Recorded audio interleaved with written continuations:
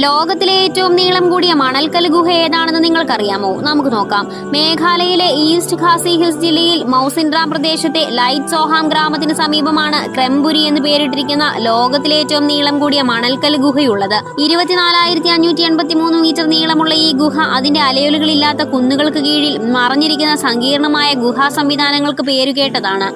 2016 ഇത് കണ്ടെത്തിയത്.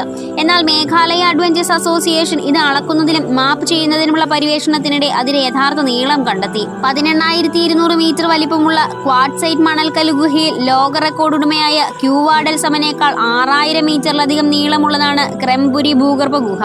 മേഘാലയയിലെ ജയന്തിയ ഹിൽസ് 31 കിലോമീറ്ററിൽ താഴെയുള്ള ചുണ്ണാമ്പ് കല്ല് ക്രെംലിയാച്ച് സംവിധാനത്തിന് ശേഷം പൊതുവിഭാഗത്തിൽ ഇന്ത്യയിലെ ഏറ്റവും നീളമേറിയ രണ്ടാമത്തെ ഗുഹ കൂടിയാണ് ഈ മണൽക്കല്ല് ഗുഹ.